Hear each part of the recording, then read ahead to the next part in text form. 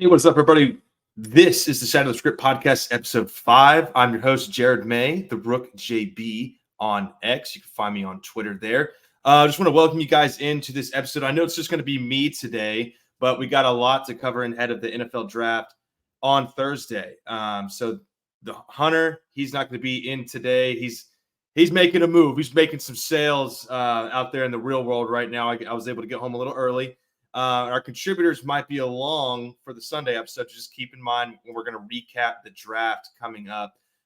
We might have some guys tag along and cover some in-depth coverage of different NFL teams that made some interesting moves in round 1 or in the latter rounds of 4, 5, 6, and 7 as the draft progresses throughout the weekend. But that's going to be our primary focus for this episode is all things NFL draft.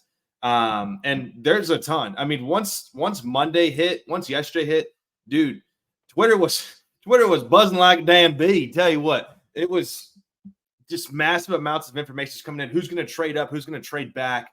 And whatnot. And it was just a lot to keep up with. So there is a lot of content to cover. So just bear with me. I'm gonna try and cover as much as I can by my lonesome. But yeah, I'm excited. So welcome guys in to the Shatter the Script podcast, and this is episode 5. Okay, so some key focal points here is which teams are moving up, which teams are moving back in round 1. A lot of movement rumored to be in the top 10 picks. Maybe some landing spots for notable players. There's some quarterbacks, receivers, and some other types of maybe some draft picks that might get moved around before or during draft day. We got some new uniform reviews. Broncos, Jets, Lions, and Texans today unveiled their new uniforms. So I'm going to rate those towards the end. Greatest to least. Maybe some potential blockbuster trades that could happen. All of that under the roof of the Shatter the Script podcast. Oh, boy. Okay. So this first segment, the Shatter the Script segment. I saw this on Twitter, and I wasn't sure of what exactly I wanted to talk about until I saw this. It was just a very debatable subject, and I'm not sure everybody agrees on it. Definitely not, or it wouldn't have got as much interaction as it did on Twitter. But we talked about this when a lot of players got drafted from the University of Texas because they kind of blew everybody off the board in terms of the 40-yard dash. So the question is, and what we're shattering the script on, is the emphasis on speed for potential wide receivers, draft picks, like future draft picks, overrated in today's NFL? Now, you got your blockbuster wide receivers like, Tyreek Hill, running a 3.9 40-yard dash. You got edge players, running sub 4.4s, Micah Parsons, players like that, just freaking natures in today's NFL. And speed kills. It all kind of started, in my opinion, with the Oregon Ducks. Y'all remember playing NCAA 14, your road to glory team, that one team you always wanted to pick when you played your brother or your friend or whatever. Was a lot of times it was Oregon. Marcus Mariota, DeAnthony Thomas, LaMichael James. Some people think LaMichael James is LeBron's long last son.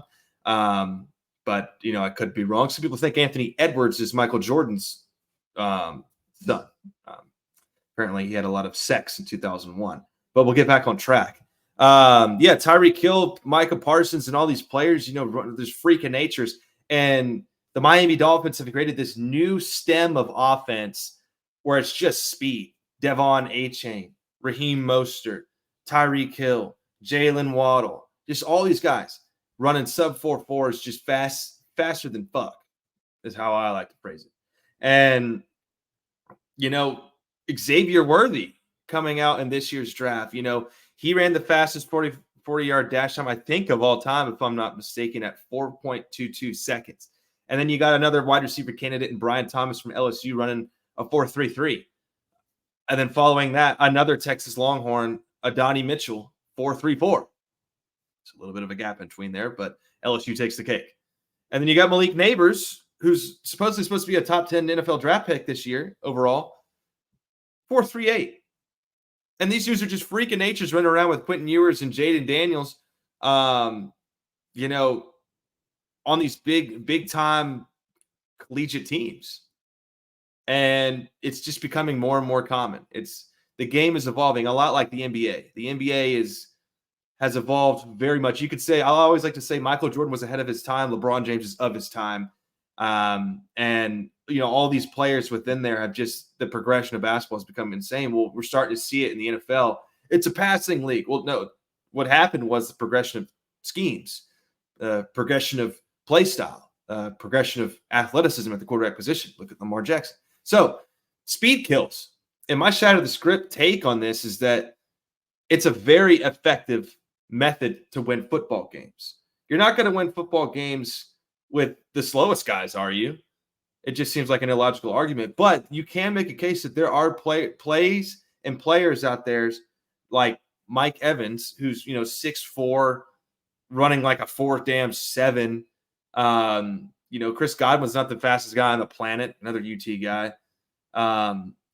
Just there's recipes for success, but a lot of them, a counter argument to it that I would transition to as well. Like, I think speed kills. I think Xavier Worthy is worthy of the draft pick. I think Brian Thomas Jr. and the Malik Nabors and Adonai Mitchell and, the guy from Washington, great picks. I think they're all going to probably turn out pretty good if they get in a good circumstance, in a good situation. But, you look back at, these other teams that these fast teams that are coming out of nowhere. You're just like, how do we stop this? And you really can't. So, a counter argument would be the failures of the fastest. Guys like John Ross, Andy Isabella, there's a couple others in there, but there's two that off the top of my head where it's like, oh, these dudes are freaker than freak. They're running 4.19s and they're fast as hell. And, Ryan Switzer can return punts, but he can't catch a ball. And you get disappointed. Now, not every player works out. That's true. But you just have to be careful. What are you focused on? What's the most important metric for a wide receiver? And in my opinion, is versatility. You got to have a little bit of speed. You got to have a little bit of height. You got to have a little bit of athleticism. You got to be able to jump out the roof, and high IQ. How can I correlate with my quarterback in a way that creates an open space in a zone and in a man to where he can count on me, not just on the third downs where it's most important, but on first and second down to get ahead of the chance that we prevent a third down. They know they're going to throw it to you on third down. If you're a stud wide receiver in the NFL, can you catch it? Can you get open? Can you make the play that's necessary? That clutch factor, that ability to create space when everyone doubts that you can. I always like to say that tracking fly balls in baseball was very similar to, or not very similar, but was a fine motor skill asset to tracking down jump balls. And I know it's not very common for wide receivers, but I always thought it was helpful. It's just the angles where can you high point the ball at? And so the most valuable asset or metric when drafting a wide receiver is versatility and high IQ. It's all about, can you feed neurologically with your quarterback and get open and make the plays with the jack of all trades, So, and that's their Shatter the Script segment. And the question on that is the emphasis on speed for potential wide receiver draft picks overrated in today's NFL? I believe it's not, but you should study ball. So we'll move on into the NFL draft. And of course, with the guy that I am, we're making good time. I kept that under 10 minutes for you guys. So I expect some thank yous, maybe some fan mail. And possibly, if you really like me, and I'm not advertising this, but if you guys have tried these Lucy nicotine pouches, apple ice and mango, they're both very good. And I haven't tried it yet, but I got it off a website that I won't spill the beans on quite yet. But if you are a nicotine guy like myself, 1000% recommend Lucy's. It's just about as good as Zen. It's just 8 milligrams instead of 6. So you're using less. I like to pop 2 in at once, but we'll stop there. Okay, so moving on to the NFL draft.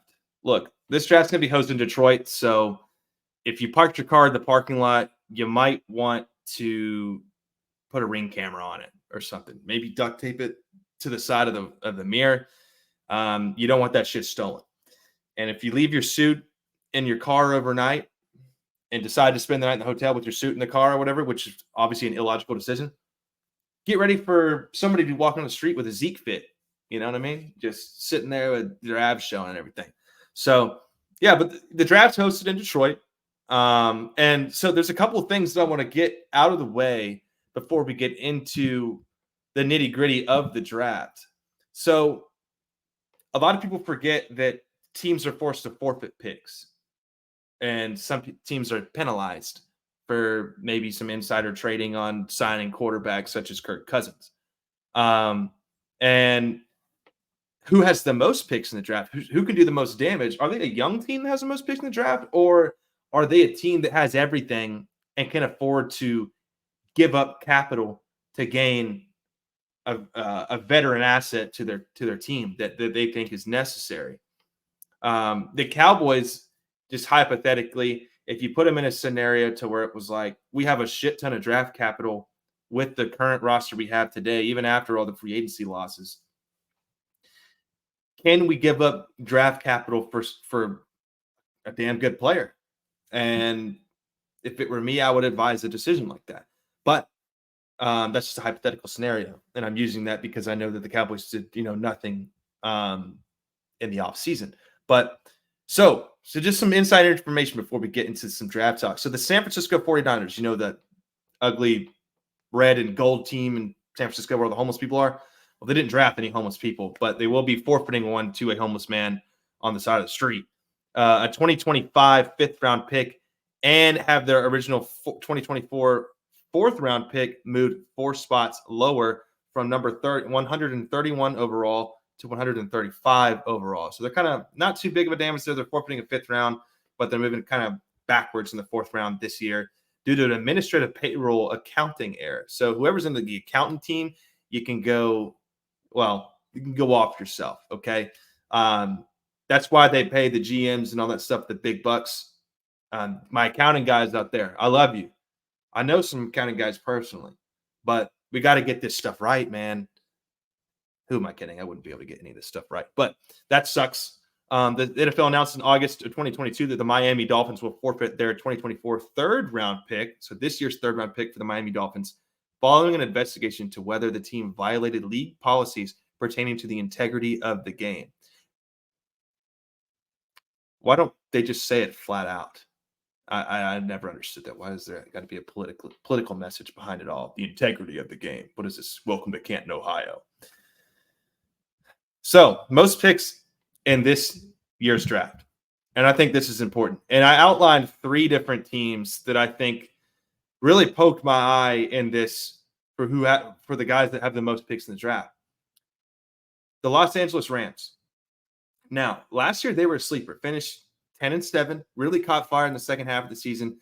Teams like the Cowboys and some others kind of beat the brakes off of them early on in the season. I think the Eagles got away with an ugly one against them. That's NFC East talk. That's where my expertise is in. But, they got 11 picks this year. The Arizona Cardinals. The Los Angeles Rams. Well, hold on. Let me double check my stuff here. Yes. Okay. They have 11 picks in the draft. Los Angeles Rams. Arizona's on here too. I'll get to Arizona in a minute. The 3 teams are the Los Angeles Rams, the Green Bay Packers, and the Arizona Cardinals, all at 11 picks. Now, the Rams are important. Like I said, 10-7 last year. Towards the latter half of the season, they really started to pick up steam, and they were dangerous entering the playoffs. But Stafford still got some energy in the tank. He's finally healthy coming off. He's had some elbow issues, kind of like that tendonitis that we've been talking about. We talked a little bit about how that was existent in baseball. RPMs are ramping up. I don't think you see a lot of the same things in the current NFL era. Now, our medical guy could probably advise on that later on once we get closer to the season, and that'd be an interesting topic. But for now, Matthew Stafford in the late 30s is healthy and he can still sling it. He's going to get a healthy Cooper Kupp back, a healthy, damn near rookie of the year, Puka Nacua, great wide receiver.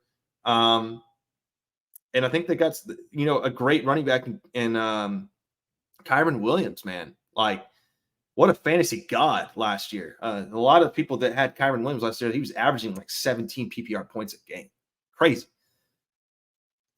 You got to use this draft capital to stack. Like, you lost Aaron Donald. There's some good defensive interior guys in the first round. I know the Texas guy got caught up in some DUI trouble or whatever. Is he worth the trouble to draft? I mean, big guy, 6'3" plus, 300 pounds, high tiered prospect coming into this draft. I like a defensive interior move early on for the Rams. Now, is it plausible to go get another weapon? You can never hurt a guy like Matthew Stafford by getting more weapons. But you have two already that are classic white boys. They're on the all-white team. And you'd be doing them a disservice by changing that up. Kind of putting a yin and a yang. Kind of putting a yin and a yang together, if you get what I'm coming from.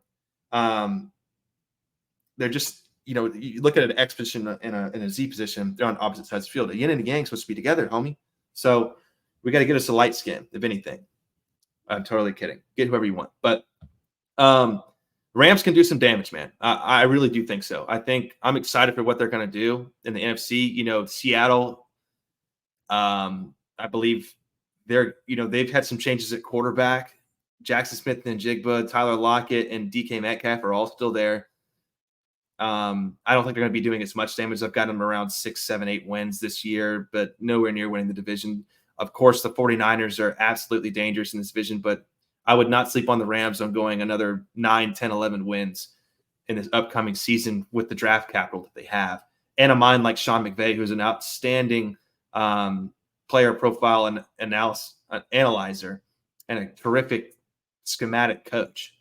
And next on the list is Green Bay. Boy, did they beat the brakes off the Dallas Cowboys in the playoffs last year. And one of the youngest teams in football with, Jayden Reed, Romeo Dubes. They got rid of Aaron Jones and repatched the running backs a little bit. Jordan Love throwing 30-plus touchdowns last year out of nowhere. The Aaron Rodgers and Brett Favre, just the come up. It's a Packers tradition, Go through 3 to 4 years of drama and then find this kid that was drafted 3 or 4 years before that drama happened and start him. And what do you know it works. Just throwing him out there like Bryce Young with absolutely nothing, with a bunch of high schoolers, me out there catching the ball for him. It doesn't work. It seems weird. There's no point in putting that guy up there and blowing his confidence. So Jordan Love, he's got his mojo, man. Matt LaFleur is a great coach. 11 draft picks in this one. I might patch up at running back a little bit. Maybe get you, Christian Watson. I forgot to name him. 6'3" plus, fast as hell. Kind of battled with some hamstring injuries last year, which, to say the least, about this Packers team overcoming all those injuries at those key positions. And Arizona, Kyler Murray came back last year in the last 6 or 7 games coming off an ACL injury. They did the smart thing and keeping him out as long as they could. They got rid of Hollywood Brown, which some insider information is, just the effort is just not really there. And it's the same thing for Kyler Murray too. I mean, he's kind of busy playing Call of Duty. I don't want to be too judgmental. I'd rather be curious as to why he's doing that. But you got some players over there. James Conner. I would add another running back if I was them. They lost Isaiah Simmons to a couple trades last year. Buda Baker's still there, but he's kind of fallen off. So there's some things you got to patch up on defense. Maybe get some more secondary in there. Some good, like Kool-Aid from Alabama, which is actually his name. Some great prospects at cornerback. I think they should attack the defensive side of the game. In days 2 and 3. But day 1, I'm going to get a weapon. You got the 4th overall pick. I know you don't need a quarterback, but you're in the position to where, I believe with the 4th overall pick, let me just confirm that. With the 4th overall pick, yes, you got the Bears, Commanders, and Patriots, and then the Cardinals. those first two teams are guaranteed going quarterbacks, and they've been confirmed to stay where they're at, to pick quarterbacks at their positions. Well, the Cardinals don't need one, but there's a guy named Marvin Harrison Jr. that's sitting right there, or Malik Nabors. Both outstanding wide receiver draft prospects you can go with to add to the list of weapons for Kyler Murray, or to kind of start up some weapons for Kyler Murray. And after you paid Kyler Murray there, I know there's not a whole lot of flexibility, but in a division that is as tough as the one that he's in, it's just a sleeper team because you never know how Kyler Murray is going to play, because he was dangerous with DeAndre Hopkins. You give him a weapon, he's a Pro Bowler type of guy. And I'm not big on Pro Bowls. I just mean like Pro Bowl means you had a pretty good year.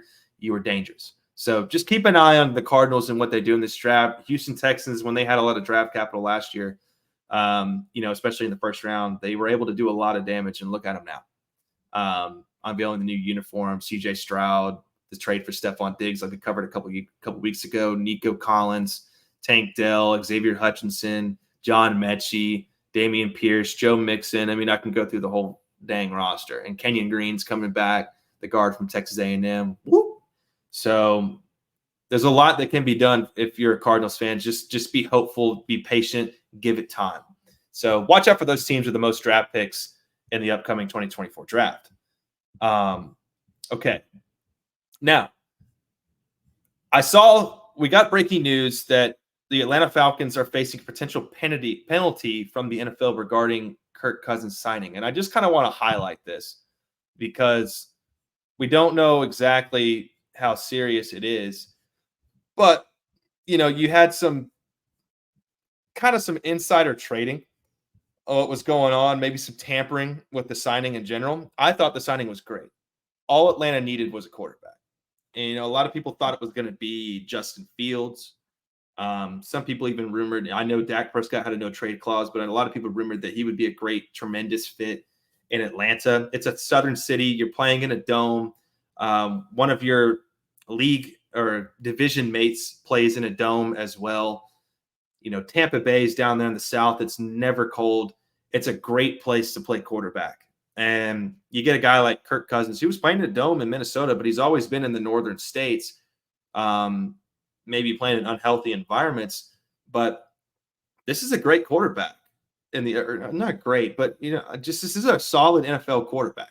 This is a guy that's going to not throw a lot of picks, usually less than 10 or around 10 interceptions a year. And he's going to throw 25 plus touchdowns. And you pair him with a guy like Drake London, who I think is different. I think he is he can change the game. I remember watching a game with Desmond Ridder.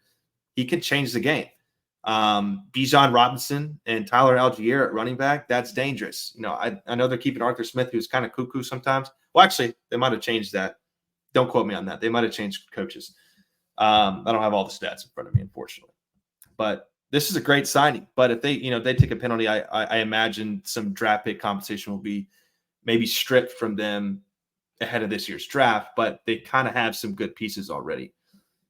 So patch up that defense a little bit. Maybe get a secondary weapon, a number 2 or a number 3. Your running backs are fine. They're young. You don't need them. And then check to see if you need some necessities or some repatching throughout the O-line. There's some good prospects there in the first and second round, specifically at guard and tackle. And of course the center from Oregon. But we'll see what happens with that. We haven't heard anything since then. But a big one is which teams inside the top 10 are trading up or back or staying put. And so, I kind of went through, I have my own theories about it. And I kind of went through the top 10 draft order. And like I mentioned earlier, we'll go through the line. Just stay with me here. So you got the Chicago Bears. They got their number 1 overall pick from Carolina when they traded for DJ Moore. Washington Commanders are number 2. Now, both these guys are drafting a quarterback. The Chicago Bears, 99.99% chance they're going with Caleb Williams. Number 2, basically confirmed that they're going with Jayden Daniels from LSU, the Heisman winner. Number 3 gets interesting. It's the New England Patriots. They don't have a quarterback, but the top 2 quarterbacks from the board will be taken. And the New York Giants had interest in swapping picks with the Washington Commanders. The Giants are at 6. And there's 3 teams before them. Patriots at 3, Cardinals at 4, and the Chargers at 5. I think all 3 of those teams have a chance to possibly move. Arizona is my guarantee to kind of probably stay there and draft Marvin Harrison Jr., the wide receiver out of Ohio State, one of the greatest wide receiver prospects we've seen in a long time. I was kind of screwing around with the mock draft and just decided to be different and draft Malik Nabors. Just that's a shock and awe effect. But, the Patriots, man, you never know what they're going to do. They got a new head coach over there. He's very DEI, Gerard Mayo, very awkward transition from Bill Belichick to Gerard Mayo. But first-time coaches, they always do some crazy stuff because they want their guys. And if he doesn't see a guy that he likes, things could change. But teams like the New York Giants, they want a guy like Drake Maye, most likely, out of North Carolina. Could they trade up possibly to get the 3rd overall pick, and there'll be 3 straight quarterbacks gone from the board? Then you got the Los Angeles Chargers. Well, they got Justin Herbert, but they lost a lot of wide receiver weapons. So, and you can find a wide receiver in the middle to like let's say 7, 8, 9, and 10 in that range. You might be able to still get a guy like Malik Nabors. So watch for the Los Angeles Chargers to move back out of the 5th spot, possibly with who I think could be a potential suitor. An easy pick swap here would be like the Giants. Again, the Giants could move up. The Raiders have been calling a lot of people. The 2 teams with the most interest in trading up in this year's draft are the Raiders and the Vikings. The Vikings hold the 11th overall pick. The Raiders hold the 13th overall pick. And my sleeper would be the Denver Broncos, who are right in between them at 12. Those 3 teams are in need of a quarterback. Now, Zach Wilson was traded to the Broncos yesterday for some late round pick swaps, and their quarterback room is pretty poor. It's under Sean Payton. They might want to give a guy like him a chance on the remainder of his, I guess his rookie deal. But don't doubt that they go in there and say, I want a quarterback, because the Raiders, on the other hand, were very, very interested in Jayden Daniels. And I would like that move, but the Commanders are set on Jayden Daniels. And so what are they going to do instead of that? Could they possibly trade with the Chargers and get that 5th spot, or possibly with a 3rd spot, and jump all the way up there and draft their next best guy, Drake Maye, JJ McCarthy? So I think there's 2 ways. If we're going to play this scenario, I think there's 2 ways that I believe this is going to go down. I think the New England Patriots go with JJ McCarthy. I don't think they move. I think it's stupid for them to move outside of the top 5 and draft maybe their guy in the 2nd round, like a Michael Pennix or a Bo Nix. There's been a lot of high talk about JJ McCarthy. And they got lucky with the Michigan quarterback 25 years ago, or whenever it was, with Tom Brady, 7th round Michigan draft pick. Michigan quarterbacks work out in New England. So I think that's a high possibility, but I can easily see a Raiders pick swap getting inside the top 5 and picking a guy like Drake Maye, like JJ McCarthy, and getting themselves a quarterback, because one guy, a name that I put on here on my notes to mention is, Devontae Adams is an unhappy wide receiver in Las Vegas right now. Could he possibly be moved as a blockbuster trade? I think that's something to keep an eye on. But yeah, just keep in mind, that the Minnesota Vikings, Raiders, and Broncos all could move up and snag a quarterback to the top 5, because the Chargers don't need one.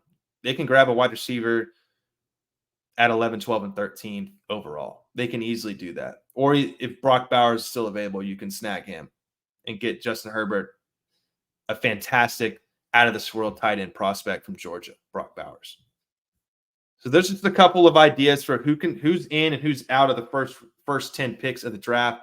Again, the Bears' first overall pick going with Caleb Williams. Well, their 9th overall pick they have a 9th overall pick as well. They want to get a guy to pair with Caleb Williams, A lot of it's rumored to be the wide receiver from Washington, Adunze. Fantastic guy, great pair with Pennix, has a great 3-year resume in college. I think that would be fantastic. Obviously, the dream scenario for them would be to get Caleb Williams and Marvin Harrison Jr. That's dream world scenario type stuff. Don't believe everything you hear. That ain't happening. So, and on my notes here, the Chargers rumored to trade down, like I mentioned. But just keep in mind with the Chargers, the loss of Mike Williams released, plus he's cut and released. Keenan Allen traded to Chicago, another weapon beside DJ Moore over there. So they're not dire need of a weapon there, but that's two practically veterans, 28 plus years old. And Austin Eckler, which thank God they got rid of him. That's a great thing. If you're a Chargers fan, you should be very, very happy that Austin Eckler is out of there. He signed with the Washington Commanders. And the remaining guys are Quentin Johnson, Jalen Guyton, and Joshua Palmer, current wide receivers. All of those guys are C+ currently, C+. Joshua Palmer's not bad. I wouldn't sleep on him. Could be a good fantasy grab this year. But with a guy like Jim Harbaugh, again, new coach, it's kind of a wild card on what they're going to do. So I'm interested to see those three teams right there. I want to see what the Patriots do, as uninteresting as they can be. I want to see what the Chargers do, and I want to see how the Bears handle their 9th overall pick. I think there could be some moving around there. And, of course, those three teams to trade up, the Vikings, the Broncos, and the Raiders. So keep an eye on that. Current players to be moved. Now, Brandon Ayuk is not very happy right now with how he has not received a contract extension yet from San Francisco.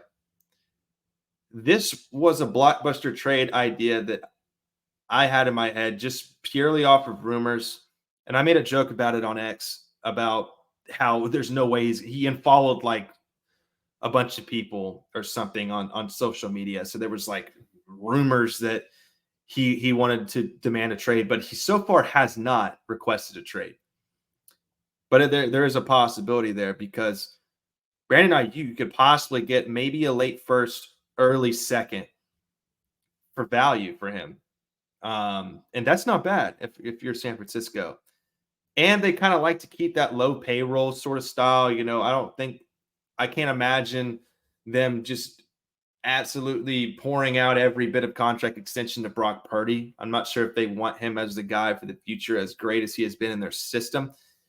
I'm just not sure. But just keep an eye on Brandon Ayuk as a name to be moved. And I wrote on here just off a whim, also in San Francisco, Deebo Samuel. Possibly he gets moved. Very slight chance. But that's two names from the same organization. And in relation to that is the Dallas Cowboys. Dak Prescott has a no-trade clause. I understand that. But, man, the press conference that Jerry Jones had, Stephen Jones and Mike McCarthy had before the draft, it was just very political, very, we're all with Prescott. Well, actually, we're not. Well, yeah, we are. Well, I didn't say that. And it's just like, dude, either you want him or you don't. Because he has all the leverage in the world. And I don't think Jerry Jones likes that one bit. And I'm not sure how the contract status works and how you can bypass certain things. But, a Dak Prescott trade to the Raiders was thrown around, but it's like he has a no-trade clause. So I truly believe Dak Prescott's here to stay. But another name, which is just, why did we trade for him in the name of Trey Lance? We traded a 4th-round pick just out of nowhere. So that 4th-round pick's gone this year. What's his purpose? He's never going to – when is Trey Lance going to surpass Dak Prescott on the roster? Is Dak Prescott serving as the bridge quarterback for Trey Lance in 2025? Is that the plan? Or is Trey Lance going to be used as more trade pick compensation? Well, you can't get a 4th out of him anymore. You traded him for a 4th. He's damaged goods in the trade world. You probably get a 6th-round pick for him now.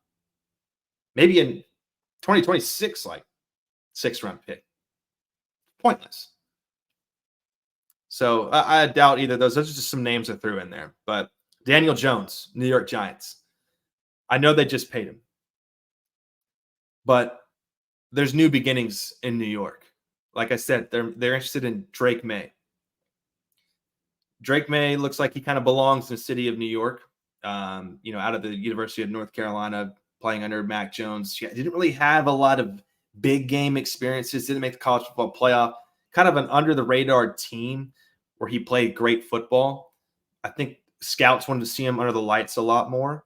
But Daniel Jones, man, I mean, he's not happy either. They haven't given him a lick of help over there.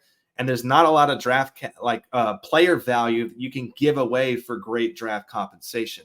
I mean, their best players are Darius Slayton sitting over there. It's like, I want my contract. It's like, well, dude, get in line. Like, you're a number 3 at best.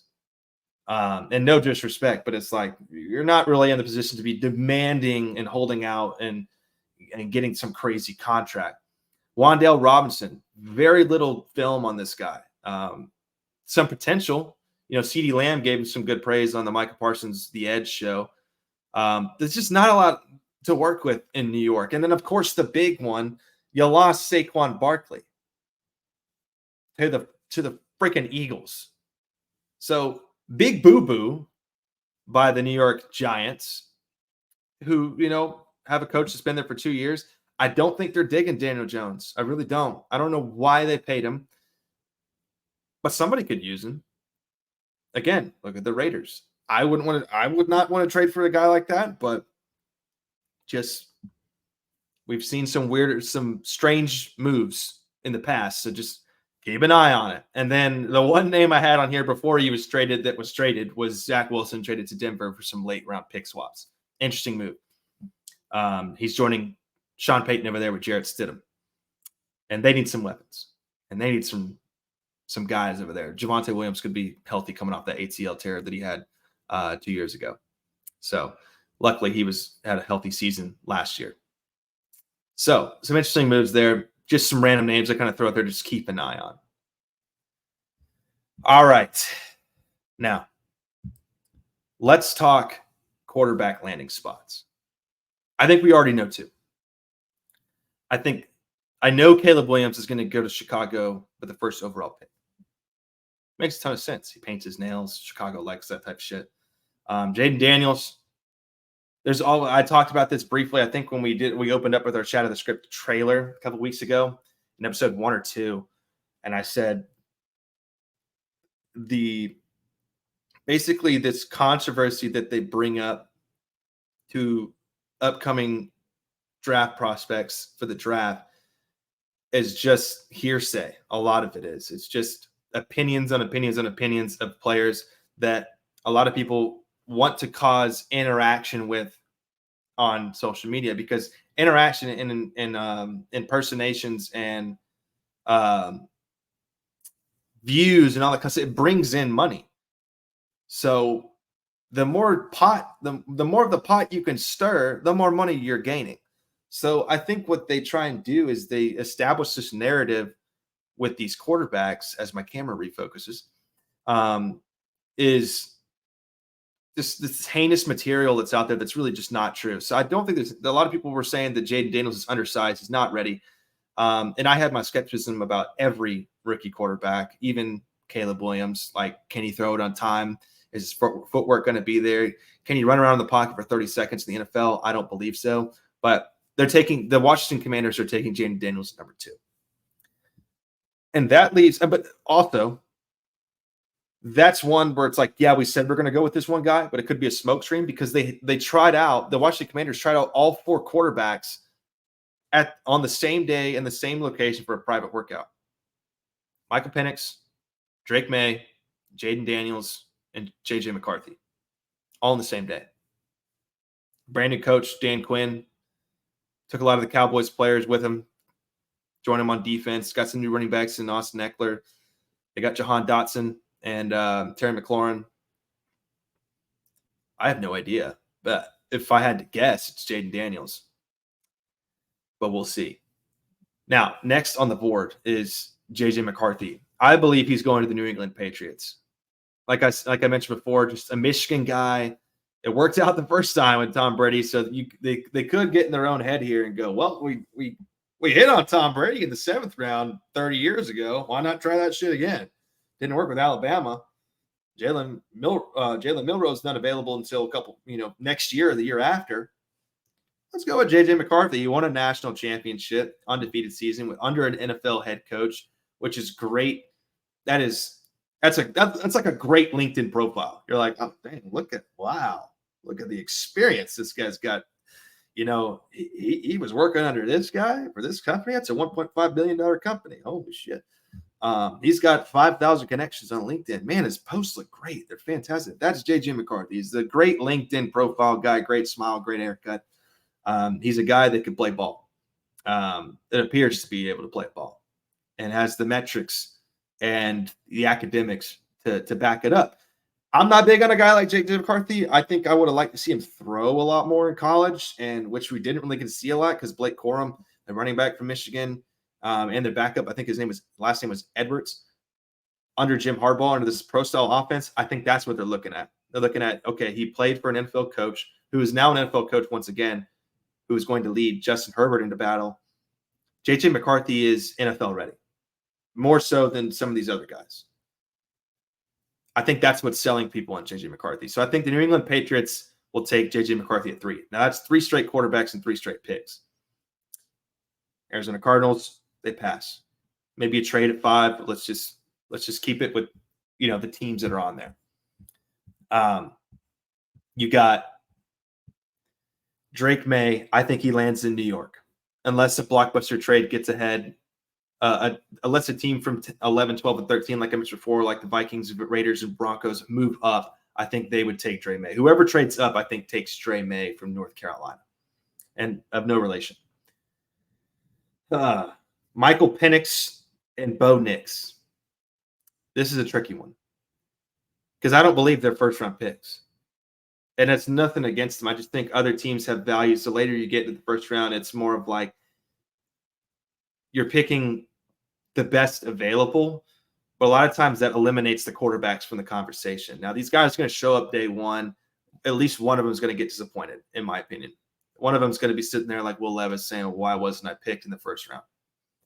And that's not a bad thing because you could get in a very, very good scenario in round 2 when a different team drafts you instead of having the worst of the worst pick you with the worst of the worst scenario. And I'm big on Pennix. I'm not big on Bo Nix. I think Bo Nix is very, very average. He's 35 years old, coming in there as a rookie, played about 12 years of college football, won nothing. And then you got Michael Penix Jr., the southpaw, which I tend to lean because I myself am left-handed. But if you flip that screen to a righty stance, boy, can he sling it. He's got a strong arm. Washington came out and dominated. And this is a state that Antifa has been owned by. I mean, they're not even governed by the United States anymore. Antifa has been running their state for like 3 years. And he still did this. That's adversity. And that's what coaches are looking at with a guy like Michael Penix. So I think Michael Penix makes it in the first round. I think he gets drafted, but I think Bo Nix slips to the second. And I think that's where the quarterbacks land. That your top ones. A sleeper that some dumbass like the Cowboys would draft in the second round would be Jordan Travis out of Florida State. Now, gruesome injury, which is why I think the Cowboys would draft a guy like this. I don't think they will. But I've been surprised before by this dumbass franchise. But just keep an eye on Jordan Travis. Great quarterback when he played for Florida State, when they, were bitching and complaining about them being out of the college football playoff, being a one-loss team or whatever they were. That was all because of Jordan Travis. And, I believe it was Keon Coleman that was the receiver over there. So keep an eye out for him. 3rd, 4th, 5th round pick, just a guy that slips back because of an injury, but he is more than meets the eye, in my opinion. So, and then just 3 teams I want to highlight for maybe some potential trade downs, like going back into the second round. They're in picks 20 through 32. I think the Dallas Cowboys could potentially trade back if they don't get the guy they're looking for and possibly get a weapon to where it makes more sense, like Adonis Mitchell or Xavier Worthy or Lad McConkey out of Georgia. Those two Texas wide receivers, get a Southern State guy and a weapon for, I guess, your quarterback for now, Dak Prescott. So keep an eye out for them. But I think if they stayed where they're at, I think they go with a lineman, which me and Hunter discussed briefly. I trust that. When the Dallas Cowboys draft a lineman, you can trust that it's a good pick 85% of the time. So I think that's the safest bet for the Cowboys, but I would not be opposed to them trading back either to the later in the first or early in the second and going with a guy like Xavier Worthy, Adonis Mitchell, or Lad McConkey, just a wide receiver to pair up with CeeDee Lamb and Brandon Cooks and Jalen Tolbert. Buffalo Bills. Look, they need a wide receiver. I could see them going up or back. It really doesn't matter. It just depends on who's the best available. If a lot of wide receivers get to pick, and they feel that the rest of the first round is going to be filled with offensive linemen and defensive players and edges and all that kind of stuff, they're going to be edging their way back to the second round and drafting a wide receiver for Mike Oates, Josh Allen. And boy, does he need it.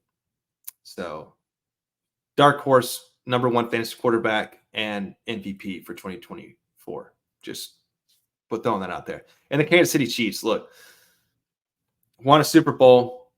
They got Hollywood Brown. Rashee Rice might be incarcerated.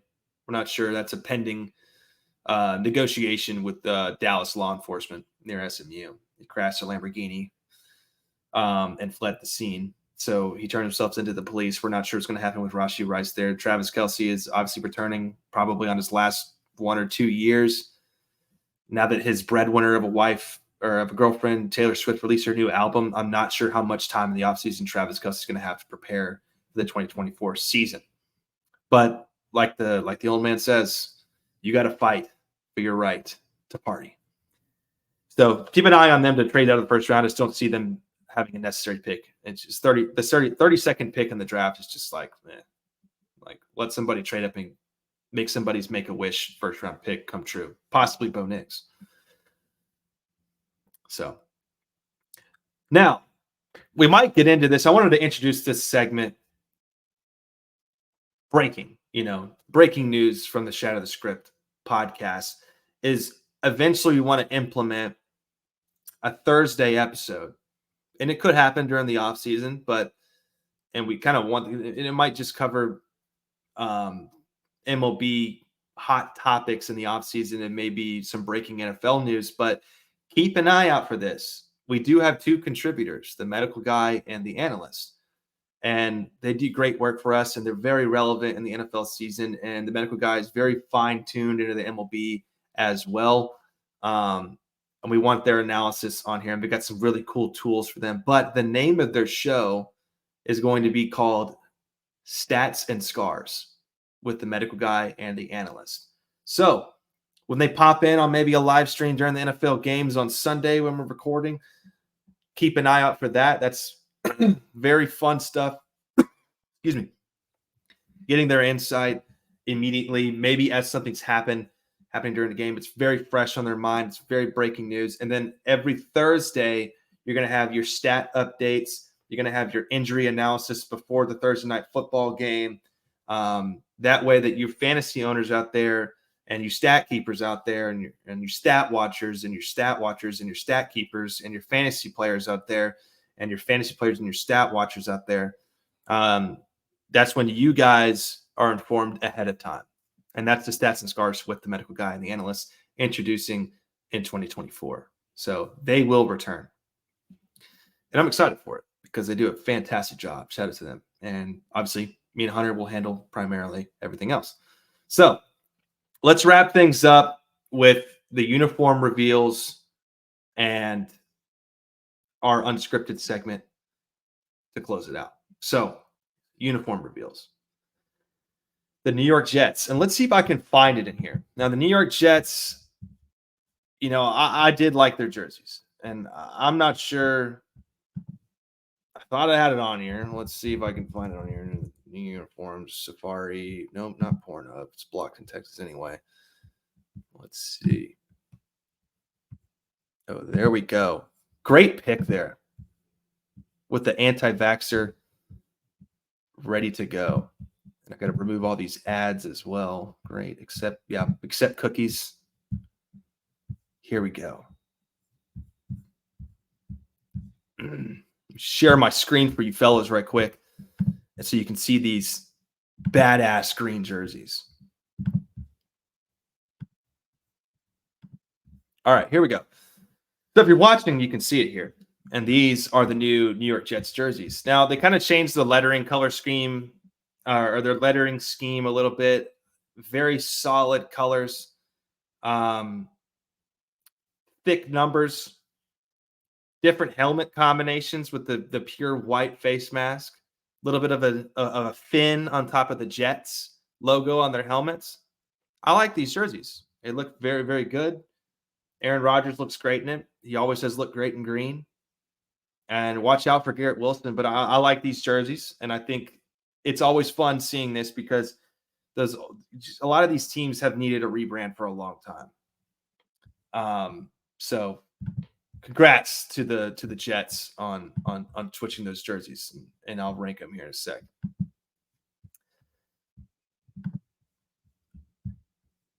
The next one on the list is the Detroit Lions. Now, the Detroit Lions, man, theirs, in my opinion, they're sick. They introduced black and blue alternate jerseys, and I've got them right here. And these things, I just have to show you guys. Motor City Muscle is what they call it. And that's Amon-Ra St. Brown standing there. Motor City. Little cool Motor City icon on the back neck of their jerseys. The new blue and black helmets with the black face mask. That baby blue, kind of like an alternate version of a North Carolina. This is sick. I think these are fantastic jerseys. It beats the gray that they had in the past. Like those gray jerseys, they're just very bland to me. But you throw black and baby blue in there with a little bit of Motor City in the back, kind of that Paul Walker vibe. This is fantastic work from the marketing team. Great job. This is a round of applause for the marketing team with the Detroit Lions jerseys.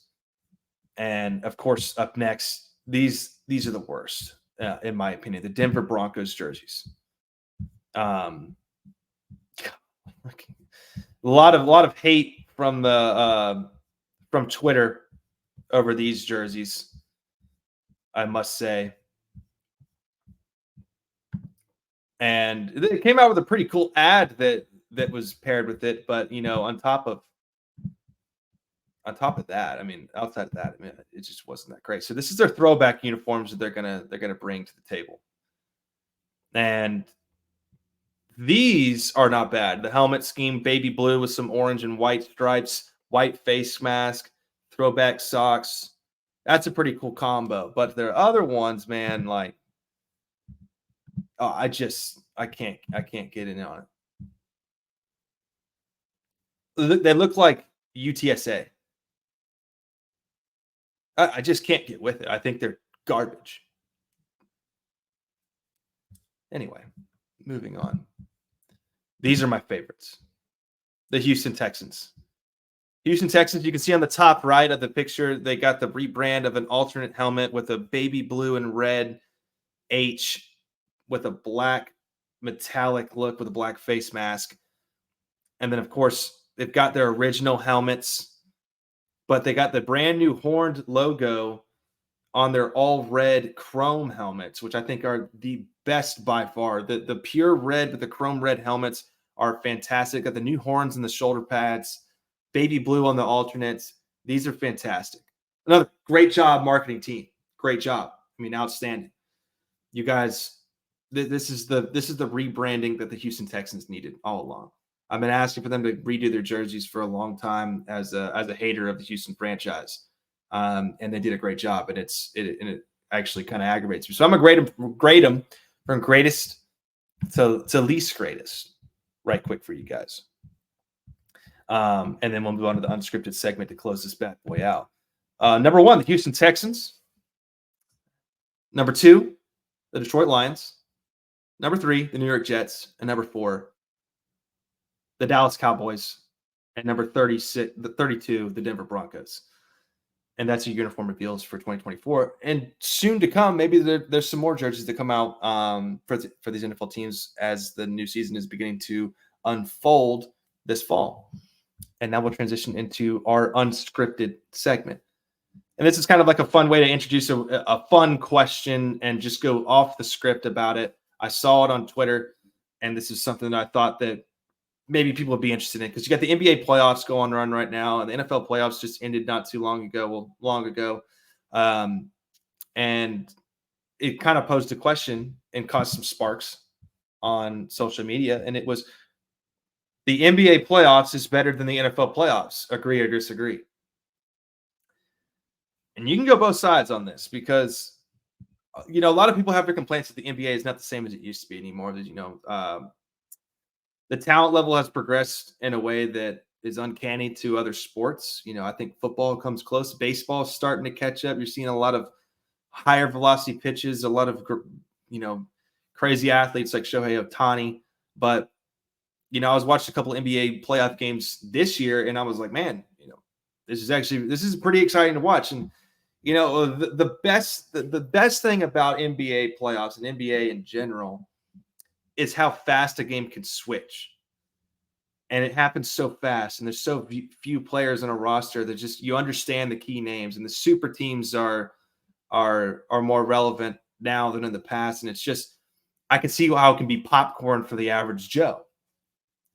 And you're going in here watching these incredible athletes taking shots from taking shots from half court, doing crazy shimmy, hezzy, green, FN type stuff. And it's exciting. And what I think makes it the best, please focus on me, camera. What makes it the best is the announcers. And yeah, I do a little announcing on the side outside of the podcast and my actual job. And it's so much fun to do, because you embrace all of what Joe Buck was meant to be. But Mike Breen and Van Gundy, I use Van Gundy as a damn slur. Jonathan Van Gundy, But Mike Breen, greatest call of all time. And this was the Miami Heat versus the San Antonio Spurs. And if you guys remember this, it's still quoted today by a lot of white young adults. And it was, Bosh gives it back out to Allen. Allen shoots for 3, won't go. Back out to LeBron. LeBron shoots, won't go. Bosh gets it back out to Allen in the corner for 3. Bang! Tie game!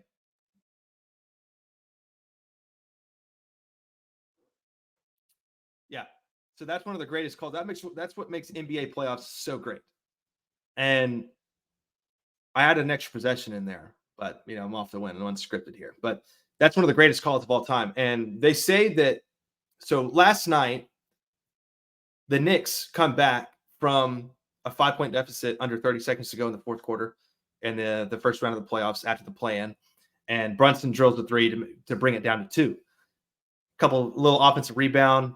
White boy misses. Offensive rebound. Kicks it back out to the same white boy for 3. Mike Breen. Bang! Bang! Hits 3 or 4 bangs. That's the 5th time in Mike Breen's history that he has thrown out a double bang. That makes NBA basketball exciting, in my opinion, is the announcers. I think they do a fantastic job. And they got to be the right announcers in the right place. Kevin Harlan does a great job as well. That's the OG 2K voice of all time. But which one I think is better? I think NFL takes it by a long shot. And the reason I think that is because there's just too many nostalgic games and matchups and rivalries that mean more in the game of football. And you got exciting matchups like Josh Allen and Patrick Mahomes. Every time they meet each other in the playoffs, it is battle to the death, overtime. Overtime rules changed because of the game that they had, just back and forth, scoring like 3 times apiece in less than 2 minutes, and then scoring quickly in overtime. And just impossible scenarios. We got some snow games between Buffalo and Cincinnati. You get to see Eagles and Cowboys every once in a while in the playoffs. The Cowboys and Packers historic matchups, with Aaron Rodgers coming back. It's so much more intense. It keeps you on the edge of your toes. And the reason why it's different than NBA in that aspect, where it's so fast paced, you're not on your toes as long as you are in the NFL. I mean, in the NFL, dude, you can't even take a sip out of your Miller Lite for the entire 2-minute drill because you don't know if Joe Burrow is going to throw a pick or not. And the calls are amazing too, and the announcing game as well. And I just think the magnitude and the viewership of NFL playoffs, it just completely shits on the NBA. The NBA has lost so much viewership over the past couple of years. NFL draft is probably going to get more views than the NBA playoffs. People are just locked in for NFL football. And there's a reason for that. I think it's because it's America's sport. If NFL was global, which I think probably why they want to extend games to like Germany and England and all that kind of stuff, is because the argument for soccer is that it's a global, worldwide sport, and that's why you have the most famous athletes like Cristiano Ronaldo. People don't realize that those athletes in soccer have like hundreds of millions of followers, more than like Taylor Swift. It's because it's global. Everybody can go in their backyard in the dirt and kick a ball to the other mate on the other side of the field. Anybody can do that. I can go out right now outside of my complex, and there's be a soccer ball laying on the ground. I can go, I can kick this. That's why it's a global sport. You can get a fucking rock and kick it to your mate and say, goal. No, I just don't see it. And it takes 90 minutes for them to score a goal. I've never understood it. I'm a little curious, but I'm trying to be too judgmental. But I think NFL shits on the NBA in terms of playoffs, but both are great. And one that's underrated is MLB October baseball. That one, a lot of MLB fans check out for the entire regular season. And when their team's in the playoffs for the October, dude, it's a lock in. Because guys like Jordan Alvarez, Corey Seager, Adolis Garcia, they lit up October baseball last year in the ALCS. It just depends on what you think is exciting. My personal preference, NFL. And coming in second would be OG NBA. When the Spurs were good, when the Miami Heat had the trio, when LeBron beat the Golden State Warriors 73-9 team with a bunch of scrubs, along with Kyrie Irving. And that stuff's fun. Lob City was fun to watch.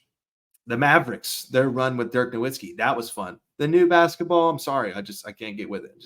I'm not attached to the players as much, but that's my personal preference. I can see why you can be excited for it, but I think NFL is just so much more exciting, so much bigger names, so much more bigger implications. It's so hard to win a Super Bowl. It is so freaking hard. People don't understand. And they look at it like they look at Patrick Mahomes and think, oh, it's easy for him. No, it's not. It's fucking hard. So that's my take on that in the unscripted segment. And we'll wrap this bad boy up. This was the Shatter the Script podcast. Welcome to Canton, Ohio. There will be somebody in this draft on Thursday, carried throughout the weekend. Maybe some undrafted guys that might see Canton, Ohio in 20 years. And it's always a special moment for these guys to get out there and make their dreams come true and become professional athletes and whatnot. We'll be tuning in. Absolutely. You can keep an eye on us on Twitter at sts.pod with a 0. Basically, it's the same on Instagram and TikTok as well. And you will see this episode be released on video on YouTube and Spotify. And then you can find the audio on Apple Podcasts. So it'll be all released Wednesday, which would be today, the day you're listening. And our next episode would be followed after the draft for draft recap. We'll probably just focus on the first round, maybe some key important picks that we thought we liked in the latter rounds. And we'll recap that, and possibly some of our contributors will join us, as well as Hunter, my running mate. So keep an eye out for that. We're excited for the draft. Keep an eye on the NBA playoffs. We got some fun stuff for you guys. So we'll be back this upcoming Sunday with another episode airing this upcoming Monday. So Monday, keep an eye out for the next episode. You can find us on Apple Podcasts, Spotify, and YouTube. Thank you, guys. This is the Shatter Script podcast, and we'll see y'all Monday.